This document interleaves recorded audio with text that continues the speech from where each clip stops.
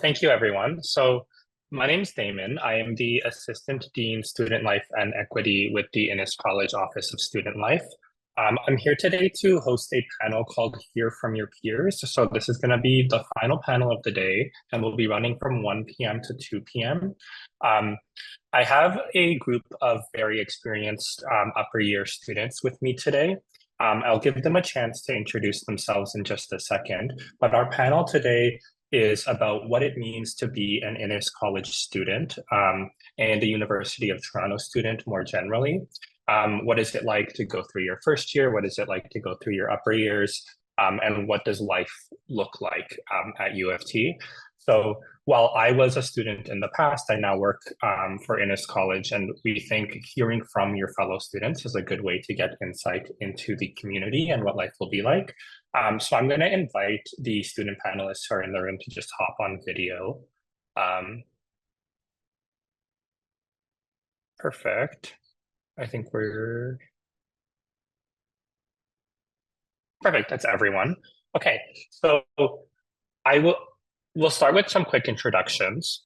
So as I said, my name's Damon. I'm the Assistant Dean, Student Life and Equity.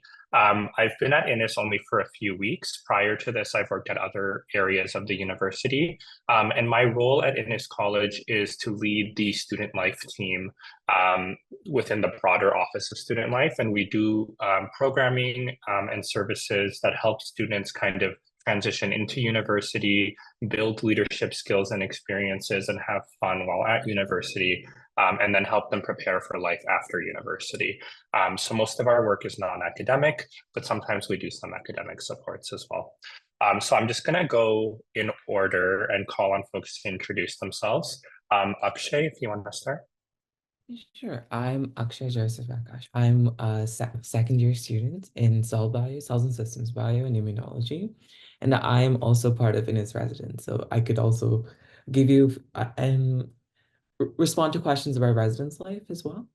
Yeah, that's more or less my introduction. Okay, perfect. Elaine. Hi, I'm Elaine. I'm going into my third year. I'm studying immunology and pharmacology. And yeah, I'm also living in residence. So if anyone has any residence questions, I could also answer those. Perfect. Or Simranjeet. Yeah, so hi, my name is Simran, and I'm going to my second year. I'm doing the pathobiology specialist and molecular genetics major. I'm a commuter student, so I could answer some questions related to that. Perfect. I was also a commuter, so I never lived in residence. I commuted an hour and a half each way for 4 years. It was brutal, but it was actually also a good learning opportunity. So I think I benefited from, I loved my undergrad experience, even though I was commuting quite a distance. Okay, Michael. Hi, folks. My name is Michael. I was in the humanities stream, also a commuter student. I didn't live on residence until quite late into my undergrad, but I started off as a commuter. So if any of you have questions about that, I'm very, very happy to answer those questions. But yeah, happy to be here. Shovik. Hi everyone, I'm Shovik. If you joined the morning call, you must have seen the video that Sam, my fellow orientation coordinator, and I presented. I am also the orientation coordinator for Innis this year. So I will be hopefully seeing you all this August. And yeah, I am here for orientation questions and anything in general as well. And I am also living on res for the summer, and it's really nice here. So yeah, I'm very excited for both orientation and this panel. Okay, perfect. And Yash. Hey everyone, I'm Yash Singhal. I'm entering my fourth year this fall, doing ecology and cell biology. I'm also on residence. I'm an international student, so anything to do with like coming into the country and stuff as well. And I've done a lot of student involvement stuff, student leadership and all that. So if you have any questions, yeah. Okay, perfect. So we have some questions that we get quite often year to year that we're going to start with. I'm just going to ask some of these questions up front. If you're in the audience and you have a question that you really want to ask an existing Innis College student or somebody, you just want to ask for like a real honest opinion from someone who's here already, you can just message it to me in the chat. and I will read through it once we get through some of these questions. For folks on the panel, this will just be like popcorn style, so you can just kind of speak, like you can just unmute yourself and speak if you feel that you have a good answer to the question. But perfect. So the first question that we get quite often is, if you could open a time portal and see yourself way back in first year, what's one piece of advice you would give yourself?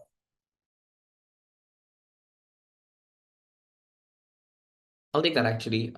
So I was in first year last year, and I joined university last year. I forgot to mention that I'm in my second year, and I'm majoring in public policy and international relations. So I think if I could open a time portal and go back, the only thing I would say is that like just continue like doing things. It's because like a lot of the times when you're like getting involved or like getting started, you don't really see the end product instantly. Like, okay, you know what, I'm joining a club, or I'm joining ICSS, for example, which is a student society, or I'm joining any kind of like student union. Like in the very beginning, it's all just like, okay, join meetings, look at their Instagram, have like, you don't really see an end product. But trust me, like the more you stay involved, the more you keep going on. Like when I joined a lot of clubs in first year, and when I was getting involved with the ICSS, I was just like, okay, I'm just a first year rep. Like there's not a lot of work for me. But trust me, like when you stay involved and connected, it builds up and it opens up way more opportunities in the future. So if I could give an advice and through the portal, it will just be like keep doing, like keep continuing, and not just stop if it looks like it's not going at the pace you want it to go to. Perfect. Yash, I guess Yash and then Akshay. That's okay. All right. Um, the thing I was thinking of was just don't compromise on sleep and food. I feel like that's a mistake I made in first year, where I would just like skip lunch to make classes or just stay up to finish the assignments and stuff. It's never that serious. Your professors are nicer than you think they are. And like you're a human, you need food, you need sleep, you need your friends, your social time. So um, don't like burn yourself out in first year.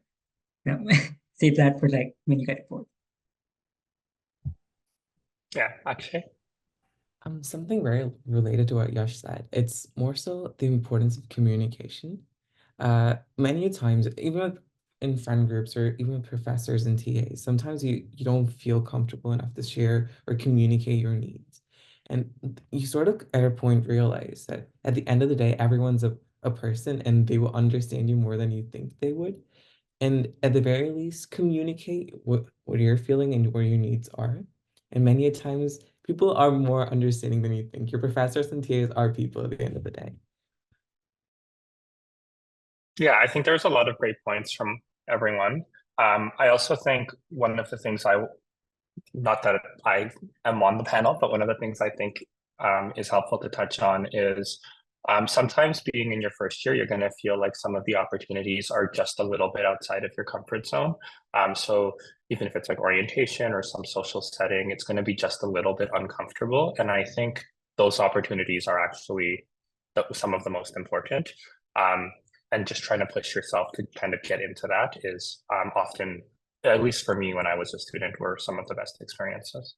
Okay, I'm going to hop to the next question, which is sort of related, but how did you start to make new friends and personal connections in your first year or even upper years? Like, once you're at university, how do you like go about making new friends and finding personal connections?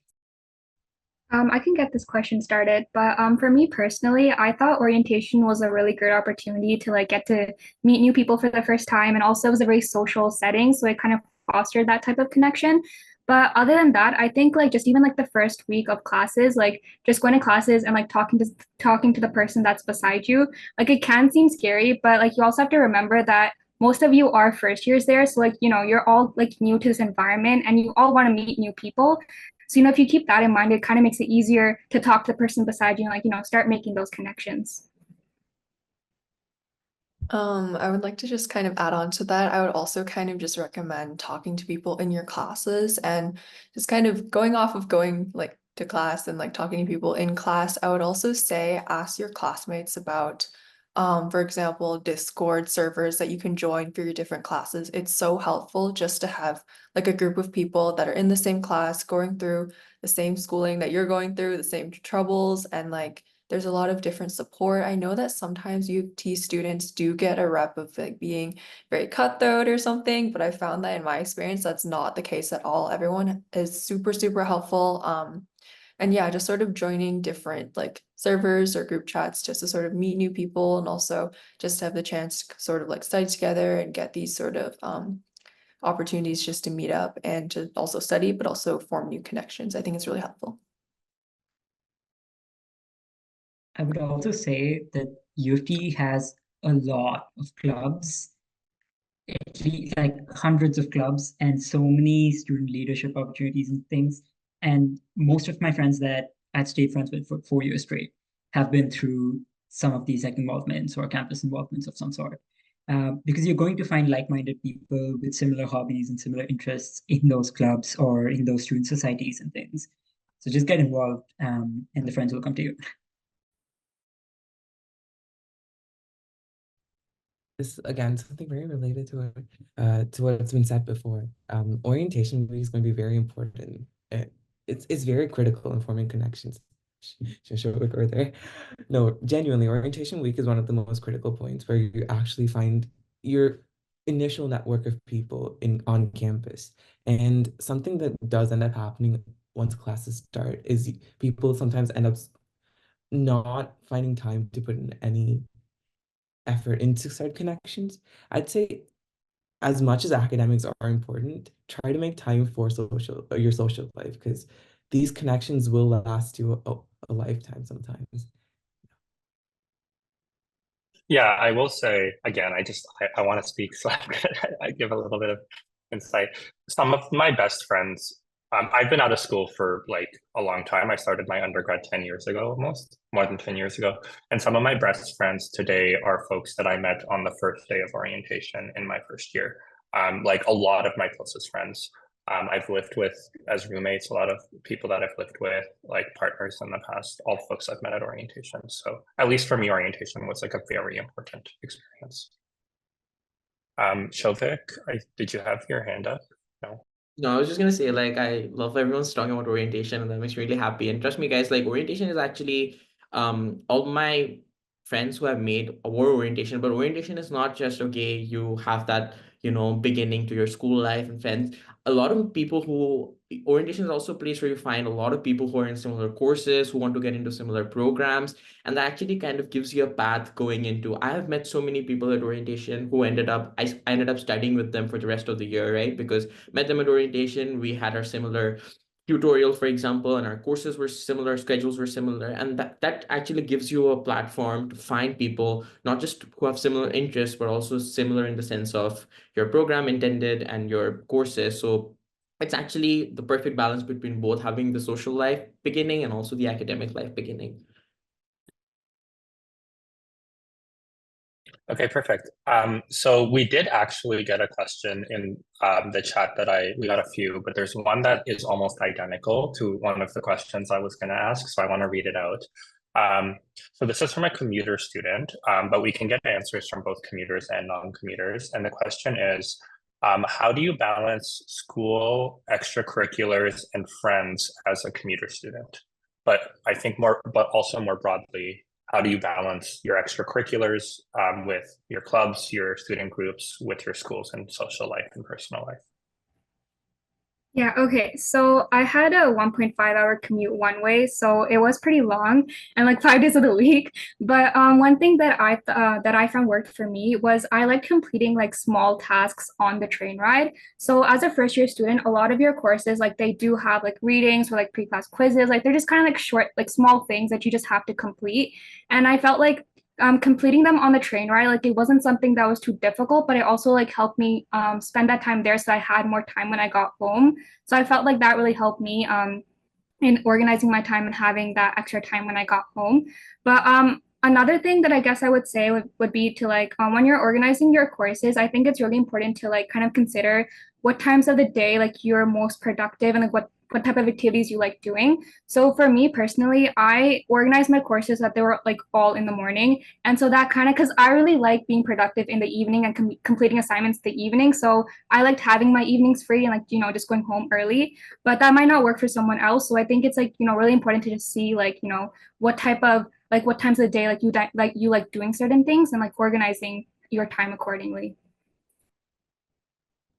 Sure. I'm gonna jump in here as the other commuter student and say that I had the opposite experience. The minute that I was given free reign to not wake up at 7:30 in the morning, 6:30 in the morning to go to school, I took that and ran with it. So all of my courses in first year started after 10 a.m. and some days went as late as 5, some days ended at 2. I think one thing that was the biggest change was recognizing how much time and space you are given to sort of curate your own schedule. I think it's a very trial and error kind of style of figuring out what works for you, right? I don't think I was until my second semester of second year that I really figured out what kind of balance worked for me. But I think one thing that I would like to offer as a reassurance to all my commuter students out there, your commute will feel so routine by the time you get to like October. So even though it is a long commute, you will start feeling it less and less and less. And one thing that I did experience was that a lot of resident students also struggled with their own iteration of like what that commute was. So I think whether your class starts at 10 a.m. and you live an hour and a half away, or your class starts at 10 a.m. and you live 10 minutes away, you're going to find that a similar cohort of people are going to be showing up right at 10:09 for that lecture start regardless. So I wouldn't put too much weight on the commute itself, right? I didn't have a commute where I could do work on the train. I had a 45-minute commute and then a TTC bus ride. So it was a little more difficult to like whip out my laptop or an iPad, or even like reading sometimes to do that, especially because like I deal with like motion sickness or the TTC is just overcrowded. Like there are a couple of different things going on. So what I would recommend for my commuters out there, download a show you've been meaning to watch, download something that brings you joy, download a podcast, a book, something that will let you recuperate some of the energy that you're losing on your commute. I think there's a lot that can be done on the commute to make it shorter. And for me, downloading like a podcast, an audiobook, a movie or a show was a really great way to get back some of my own time. Perfect. And in the spirit of providing my own opinion, I think one thing I learned in my first year, so in high school, I wasn't a morning person and it would take me a lot of effort to study. And when I was going into university, I think I was like, I'm going to be way better starting September 3rd. It's going to be a completely different person. Everything that I did in high school is over. I'm going to change my life.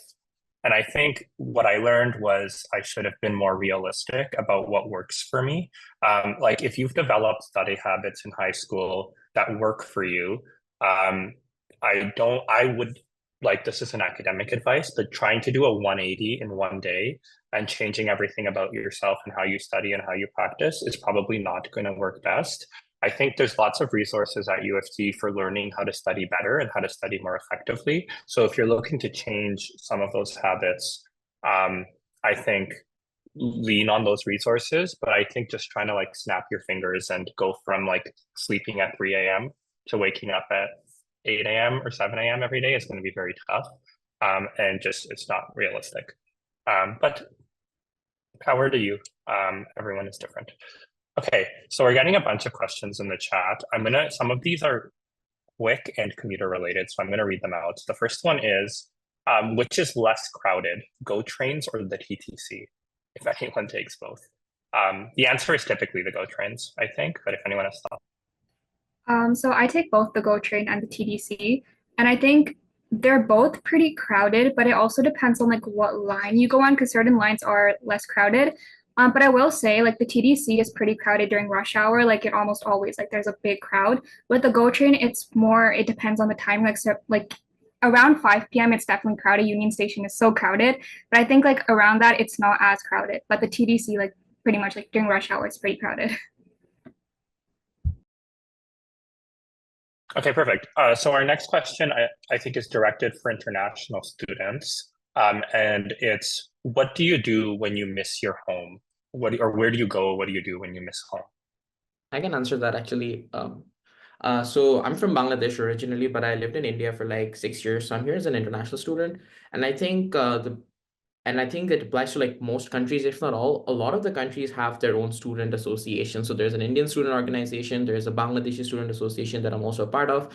These student associations and organizations do a really good job in actually bringing the culture, bringing the events, formalities. There was a Diwali event, there was an Eid event. So these actually really help kind of like, I think you'd miss your family the most during, festival times when you see like your brother is eating all the sweets back home. So that's, I think, the time you miss them the most. And I think that's where you find a place that's very similar. And yeah, like Damon, so you can find all the student groups. Like these student groups actually bring that, sense of warmth and culture, and also like, all the events and festivities that happen to UFT. And that's actually like one of the best ways. And I think another thing is that when you do make friends, and this is gonna sound cliche, but when you do make friends and when you do spend a lot of time together, they actually end up being your family. Like all my friends are like very close to me. All of my friends, I treat them like my family. My family treats them like family. So it's just like, you get that sense of belonging and like, comfort the more you spend time with them. I agree with Shovik. I think one thing is just having friends that you can invite to parties that you host yourself. Like I'm from India, and anytime there's an Indian festival or something and I'm missing home, I just host an event for that at home and just invite all my friends, regardless of where they're from. And sharing your culture with other people uh, helps you appreciate it more as well. I really enjoy that.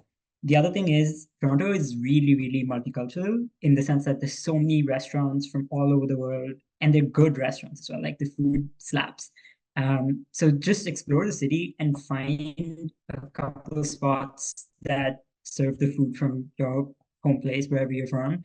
And just try to frequent them every once in a while, because the people there will also be from your community, from your country. And it'll be a nice little like throwback to home anytime you visit. Add to that, in my experience, what really helped, very similarly, friends really help. They're your found family on campus. The more comfortable you are with them, the more comfortable you'll be on campus. That is something I've noticed. And another thing that really helped me is to call family more often. Like if I were feeling um if I was missing home, like call family, call friends from back. Oh, I'm from India. I grew up there. I call family or friends from back in India to catch up with them every now and then if I were to feel like homesick in a way. Or another way I've sort of dealt with this is to learn to cook like traditional food a little bit. That's how I've connected back to my home in a way. Yeah, that's more or less my experience with it. Okay, perfect. Sorry, there's a lot of questions coming in. I just wanted to say very briefly, I'm happy to ask questions about residence to the students. Just keep in mind that we don't know the specifics of your residence situation, so I can't help with questions in this context with questions about which residence you're in, or if you're asking if you can switch residences. This probably isn't the best space. I just can't help the specifics. Um, you can email if you have questions about your residence placement or what room you're in, or if you're in residence, or how you can switch if you want to. Then you can email innis.residence@utoronto.ca, and that information's on our website as well. So this is from somebody who I think was placed in Chestnut. If anyone here, has anyone here lived in Chestnut? Oh, I'm sorry. The question was just how is the food in Chestnut, but unfortunately we won't know. Oh, I actually, go ahead. Oh, sorry. No, I've had friends from Chestnut, and the dining hall, from what I've been to the dining hall as well. The food's not bad. The food's pretty good. But the thing that I hear from my friends from Chestnut is that it gets repetitive. You sort of get bored of the food after a certain point. So, and another thing with T-Box is that towards the end of the year, everyone I know who has a meal plan complains that they don't get to the end of their $2, and then they try to get to the end of it by stocking up on food or like getting their friends food. But the thing is, the food gets repetitive sometimes, and I don't know how you would tackle that. Like, only thing that comes to my mind is changing up what you eat from the cafeteria, but your options are limited. After a certain point, you've tried everything. But that's with almost every meal plan, I suppose. Sorry, I would just kind of like to add, I know that one of my friends that lived in Chestnut, their meal plans, because Chestnut is pretty far, it's like down by Dundas. I do believe that they can use their T-Bucks at Starbucks and Second Cup on the U of T campus.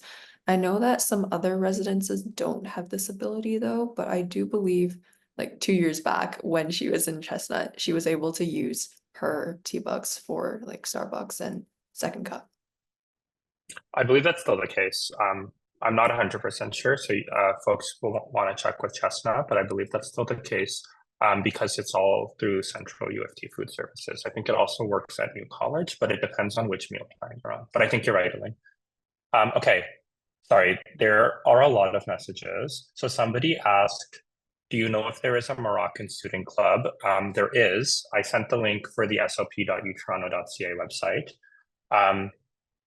Somebody asked, what's the exact dates of orientation? I guess Shovik, if you want to. Yeah, that's my job.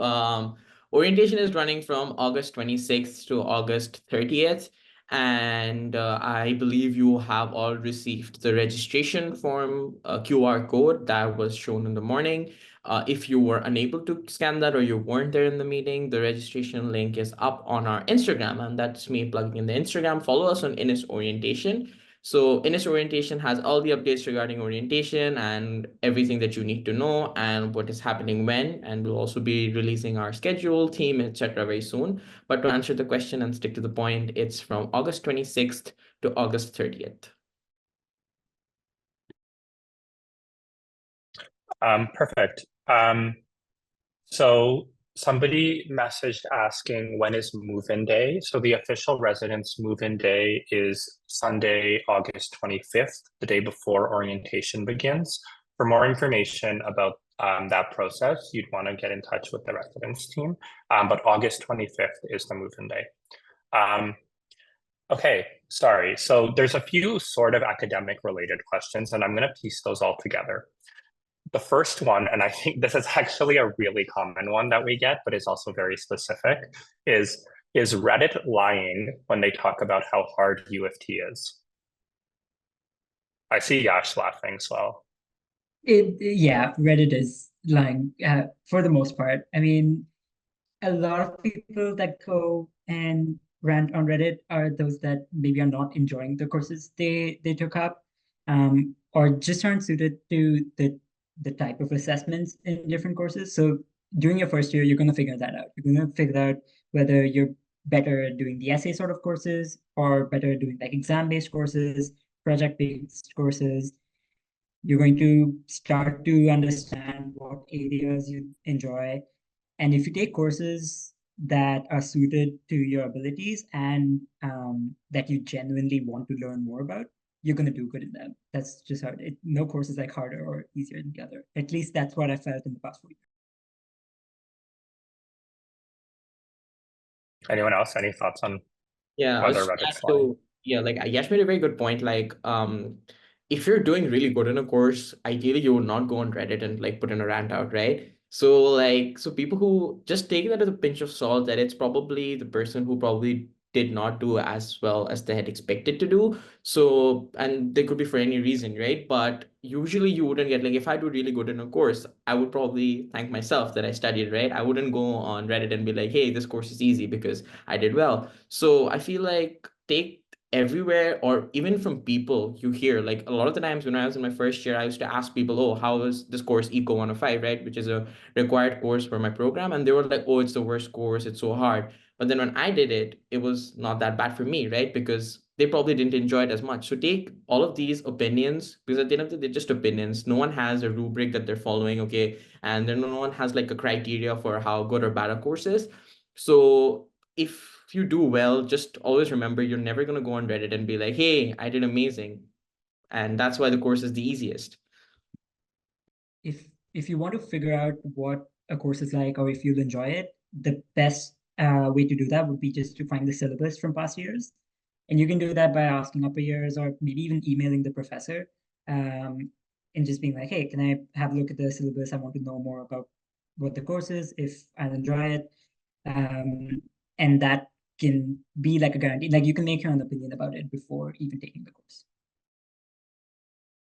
If I can throw my 2 cents in there too, I want to echo something that Yash said really early on. Your professors are people too. Your professors started, every single professor that you are ever going to have in your undergraduate career started exactly where you are now, learning about their school, learning about their institution, learning about how to learn. They were all undergrads just like you. So when I tell you that they get it, they get it. They're all people.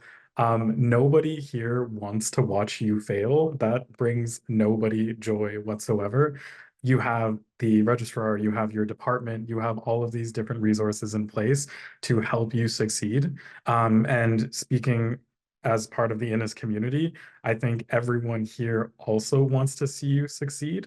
So if you ask any of the upper years that are in your program or even in the same stream, they have tips and tricks on how they did well, right? Like I'm sure Shovik would be more than willing to share how he did well in Eco 105, for example, as opposed to just saying that the course was impossible, because nothing is impossible. It is all very, very doable, and you all were accepted here for a reason, because it is doable for you as well. Okay, perfect. I think in general, social media can be pretty, like, I feel like we hear this all the time, but it can be pretty negative and like echo chambery about negativity. I think the U of T subreddit can be helpful for like answering advice and stuff. I wouldn't say it reflects the actual community at U of T in any representative way. Like, I think it's a very, very small subset of a very large school. And like most social media things, I think skews towards like anger. But I think as you move through your first year, you'll kind of get a sense of how you feel about it. Okay, perfect. So our next question is, so this is also sort of academic related, is what year is generally the hardest in your belief? And does U of T actually make first year very difficult in order to weed people out?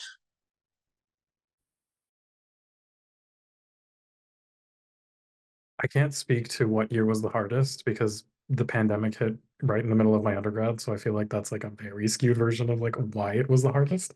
But in terms of does first year weed people out, for the humanities stream, just speaking from my experience, I did like a half humanities, half social sciences first year. They don't weed anybody out. I just think that the survey courses are like very broad in topic. So for example, if you do like a first year English lit class, you're going to be doing everything from contemporary lit to like old school like Shakespeare. Like it's going to be a wide berth of things that you're going to be studying, same across psychology and sociology and things of the like. So I think the most difficult part of that is the fact that you're trying to find your footing in a new discipline that you might be familiar with, but that you're very much learning new things about. So I think if you have the right mindset going in, and you have the right study habits, then learning new things shouldn't be the most impossible thing in the world, and it's definitely not trying to weed you out. And again, in these big survey classes, you'll have your TAs and your professors that you can reach out to as well for advice. I think also, strangely enough, for me, first year it felt like the easiest to some extent. It was kind of a lot of the content felt like carryover from high school. I'm the life sciences and biology, so it was a lot of just like first year calculus was not that like new to me and things like that. But again, it depends on like your high school experience as well. Second year, you are starting to get into your program. You're starting to do the prerequisites for it.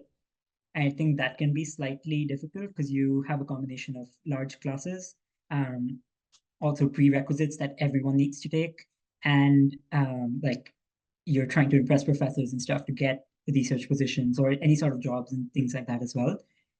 Third year, you have started to realize what areas you like, and you're really taking the courses you genuinely enjoy.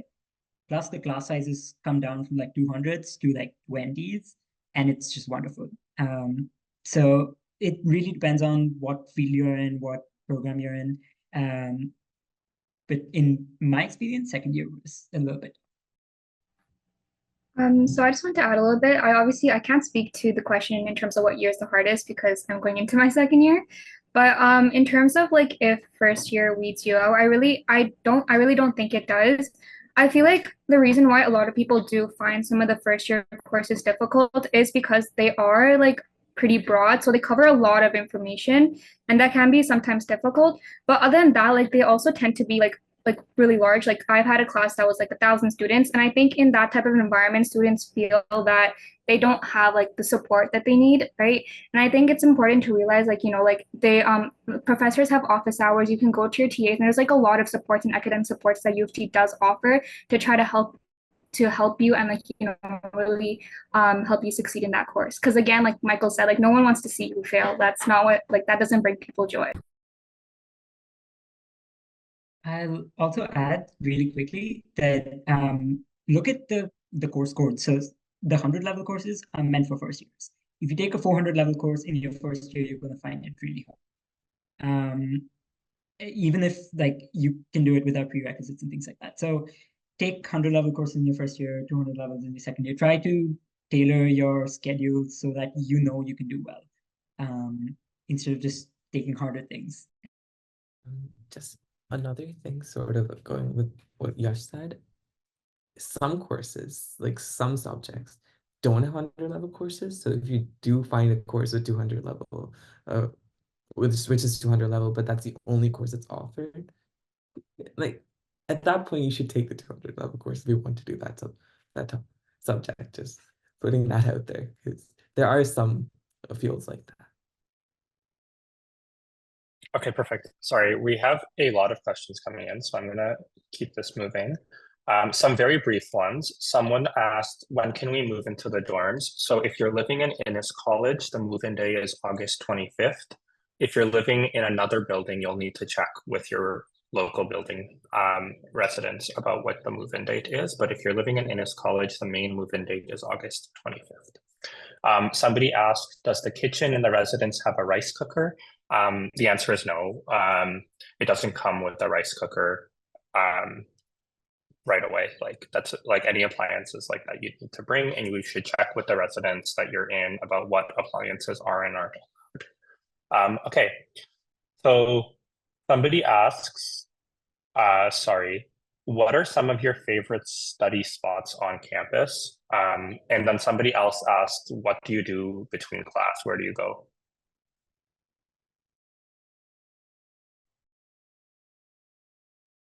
My answer to both of them is going to be the U of T growth facilities. It's in the Earth Sciences building on the fourth floor, fifth floor, top floor. And it's really nice. It's basically just like 4 small greenhouses with chairs and stuff where you can sit, and it has good weather all year round because it's a greenhouse. You're surrounded by plants, and you get good Wi-Fi there too. And no one's there. It's always quiet. It's a great study spot. I'm gonna give a And they very have turtles as well. Sorry, They do go have ahead. turtles as well. I think, yeah, Shovik and then Elaine. I think Elaine had something. I'm gonna give it like a very cliched answer. Like I don't think anything beats Robarts for me. I don't know if it's the location or not, but like if you're there at the 13th floor, like a 13th floor, 11 p.m. study session, and then going to Robarts Common right afterwards when your essays due at like 11:59, like that just works for me. And also like when you're at Robarts, you can just go down to the second floor and you have like the more chill space over there. But like Yash said, and what Damon added as well, it's not going to be empty ever. Like you would low-key have to like fight for spots at Robarts. But I feel like I work better when they're like people and I see everyone studying and I'm like, okay, if I don't study, I'm gonna like everyone's studying, why am I not studying? That works better for me. But yeah, I think Robarts is a very nice place if you do want to get work done. It's not going to be quiet or empty though, but it's nice. I just like to add, this is kind of like a newer spot that I've like recently really loved. I don't know if anyone has heard of Innis Cafe before. It was there before all the renovations. I loved Innis Cafe. And they're now called Acacia Cafe. They're located in Wycliffe College. And I've recently, since I'm also taking summer courses, I've just been going there a lot, getting coffee, just like studying. I think it's a really nice spot. They have charging ports and everything. And I just like having a bit of noise around me while I study. In terms of what to do in between classes, I'd say one of my biggest advice is no matter if you're a commuter or not, I'd say really plan out your day, sort of the day beforehand, make sure that you have everything with you. I'd say that at first I thought since I was living on residence, I could just grab my iPad, go to class, come back home to my dorm and then do everything there. But I found it was just really inefficient and just having my meal plan like set out or like cooking beforehand. And it's kind of crazy. I kind of broke my back carrying everything around, but I would end up carrying like all of my gym equipment. If I was planning on going to the gym as well, I would carry my food that I prepped the night before, just kind of making sure that you're set up for the day beforehand, I think really helps to make the day more efficient and to just sort of have a way just to either sit down and study or either go to the gym or whatever you'd like. And yeah, I'd say also really take advantage of the gym facilities at U of T. It's so great. We have ice rinks, like skating. We have like swimming pools and everything. It's just, yeah, it's a really good time. So my experience is slightly different. Me and a lot of my close friends would, if we had a gap in our schedule, we'd find ourselves back in dorm, like in one of our rooms studying, or later towards the year, like earlier it was Robarts, or later towards the year, we find ourselves in New College every now and then. Like these are spots we would find ourselves studying in. But we would end up going back to res quite often. But in the cases we didn't have much time between classes, we would we typically would just sit in community spaces close by to our class. For example, I had Bio 120 in Con Hall and had Chem 135 in the MedSci building. So I just stay in MedSci for a while because it wasn't long enough of a window to go back and or go anywhere else to study, but just enough time to sort of hang out outside the classroom and sort of to like catch up with friends, talk about things you found hard in the course, so and so. And for my Okay. computer Oh, students, sorry, go ahead. Very quickly, Michael. sure. For my computer students, most departments have some kind of an undergraduate lounge. So if you just type in like English undergraduate, so and so undergraduate, you can find those rooms. And for whatever reason, they're always empty. And most of them have like a microwave. So if you're bringing your lunch onto campus, you can find a place to warm it up there at an undergraduate lounge. And in 18 months, once the revitalization is done, there will be a beautiful new commuter lounge in the Innis College main building. So once that's open for commuter students, even in your second year, please feel free to visit. Okay, so there's two related questions about clubs. So the first is, how can we join the cultural groups that exist? So there's over 700 clubs at U of T. Like there's tons and tons and tons of clubs, and they all manage their own registration process. So what you'll want to do is search sop.utoronto.ca for the club you're looking for. Again, there's actually over 700 clubs, and you'll need to, your best option is to check their social media or reach out to them directly to see what their plan is for like, how do you get involved, what opportunities are available to you. So specifically with the cultural clubs, a lot of the times they'll do like orientation activities where you can come and meet them, and you can join as a member. And then even if you don't want to be like an elected person in the club, you can just join the club as a member. And often that'll be like a Google form or some sort of registration online. Sometimes you have to come in person and sign something, or it depends on the club. All of the clubs manage themselves. They're independent of U of T. And then another question was, when do clubs and sports teams typically meet? Are there designated times? There's not designated times. The groups decide for themselves what to do and when to meet. Same thing with sports groups, except for like varsity and intramural. Those will be set by whichever league is preparing the schedule. But if it's a group or like drop-in, it'll just be the students collectively decide. The university doesn't really get involved in the day-to-day activities of groups. They respect their autonomy. Okay. We have a lot of questions left, like 6 or 7 questions left in 10 minutes. So I'm going to try to power through these. Since Innis College has no meal plan for folks who lived in residence, do you recommend getting a meal plan from other colleges?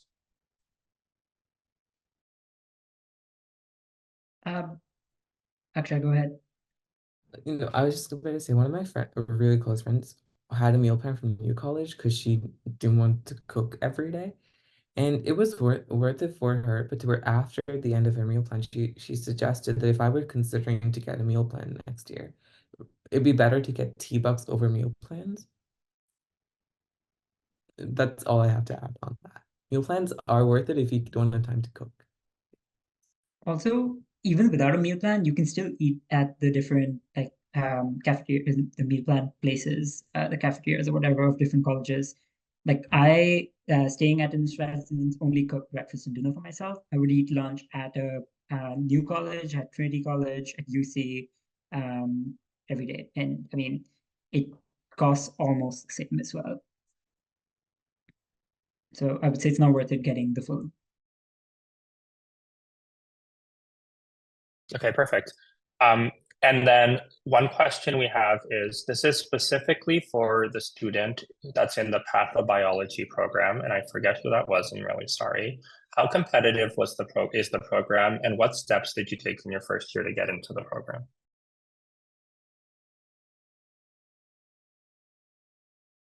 Was anyone here in the pathobiology?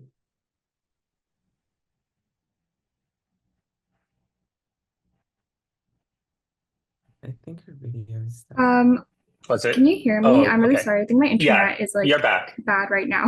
You're back. Can you hear us? Can you hear me? Yes, you're good.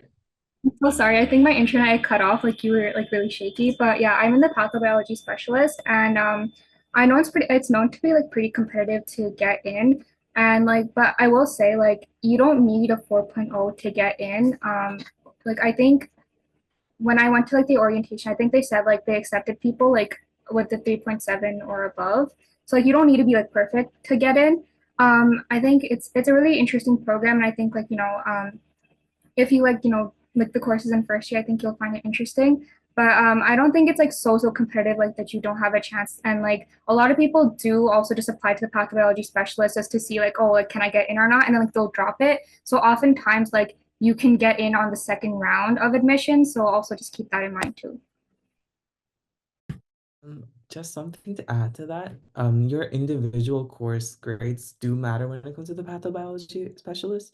It's not just your average, because they look at all of your prereq courses individually and not, I believe neuroscience looks at the average of your prereqs. Like if you have and not exactly at each and every one of them. There are a few they look at, but pathobiology looks at every single one of your prereq courses and the grades you got in those. Yeah, sorry, I forgot to mention, but the prereqs they do look at, it's both of the bio, chem, and math courses that you would take in first year. Yeah, and I would say if you're like worried about applying for your program at the end of your first year, please keep in touch with the registrar. They can be a very, very great resource, as you've learned today. As Denise says in the chat, departments are going to look at their stated prereqs only, so whatever is in the academic calendar. But yes, please keep in touch with the registrar. They can really be helpful with this. Okay. Somebody says, so somebody's asking about the meal plan versus Chi-Bucks. So Chi-Bucks can be spent at a bunch of different vendors around U of T. And I think Akshay was saying that they, like their friend who lived at Innis and got a meal plan at New College at the end of the year, their kind of lesson was that it would have been better for them to have T-Bucks. But what works for you would depend on, like you'd have to do your own research into the two programs, but T-Bucks would offer you a bit more flexibility than getting like a rigid meal plan, especially if you're going to be cooking some of your meals in your residence. And thank you, Donald, for sending that link. Okay, so one last question that we have from the chat, and then if anyone has any last things to send in, please send them now.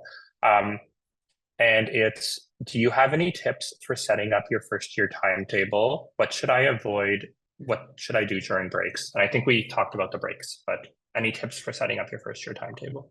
I think I guess the Michael added a really good point regarding like you'll soon find out that whether you're a morning person, whether you're a late person, it was the same for me. Like I was not once the moment I was done with high school, I did not want to wake up at 8 a.m. and go to classes again. So I literally had a tutorial that ended at 9 p.m. and it ended up working fine for me. So when you're looking at the schedule, try obviously at the beginning you may think you're very motivated. Okay, you know what, I can put 5 tutorials in a day, I can put like 3 lectures back to back, I can keep my Friday open. Don't do that. Like Yash said, your health and your you comes like always, you should be coming first. So that's why it's important that you prioritize that at the beginning, and not really, it's fine if you have a class on Friday when your friend does not have a class on Friday, for example, right? But have it in a way where you are able to breathe and relax and also go for a next lecture. At the beginning it may all seem like, okay, you know what, 3 lectures in a row, 5 tutorials, I'll be able to do it. And but when you're in the spot, I mean, obviously it can work for you, but I would always say that choose timetable in a way where you have time for yourself, where you have time for extracurriculars, where you have time to actually, not just go to lectures, but actually attend lectures and see what's happening and find a way.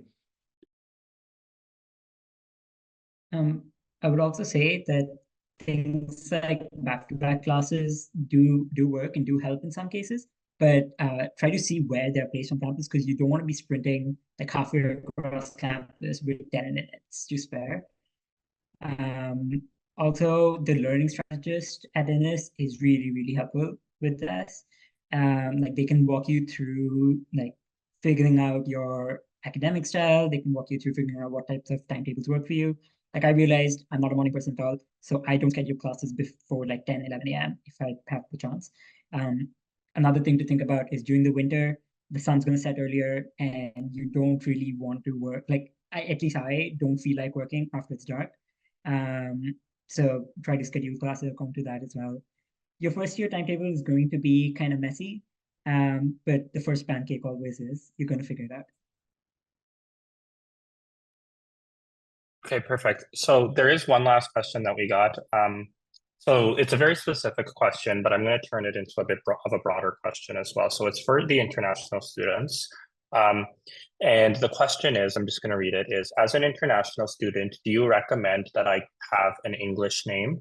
My name is very difficult to pronounce. And I think maybe more broadly, the question could be about like, how did you feel trying to fit in your first year and the kind of cultural differences, and what was your experience like as a first year international student?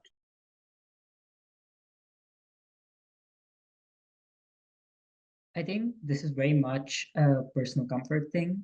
A lot of students do choose to have like an English name versus their original name, legal name, and it works for them. It helps them maybe like interact with people more easily, but it's fully on your comfort and fully on your preference.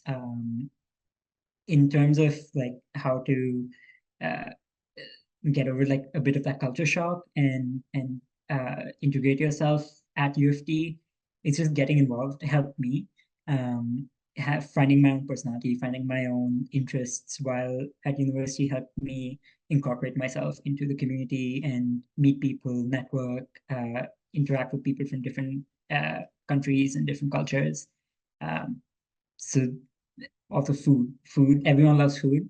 Everyone from all sorts of different countries do. So if you're making something, share it with your roommates perhaps, and they will share theirs with you, and that'll help. I totally agree with you on the fact point that an English name is basically a personal comfort question, and that's not something we can answer. But at the same, but about assimilation or like the culture shock in general, personally, I would say social cues are very cultural and they differ a lot sometimes, and you learn the new social cues that you have to pick up on by a trial and error sort of way. It's not going to always be smooth. It's always a learning process, but it shouldn't hold you back. You're bound to make those mistakes. You did make those mistakes growing up in your own culture, and you learned through those mistakes. And that's the same thing you'll sort of face assimilating to a new culture. Okay, perfect. I'm gonna have to cut it there just because we're at time. I just wanted to say thank you to all of our student panelists. I really, really appreciate your perspectives and you participating today. I also think based on the volume of questions we got, I think it's clear that the students also the incoming students also really appreciate it. And if you see these folks around when you get here in August or September, please say hi. You'll definitely see Shovik. If you're doing orientation. And if you see me, please say hi. But thank you to everyone on the panel for taking the time out today. And thank you to everyone who sent in a question. Just one last time, if you have specific questions about your residence placement, our office is happy to help you. I just can't do it in this form. So please, the residence email was sent in the chat. Just send that email, send an email there and somebody will be happy to help you.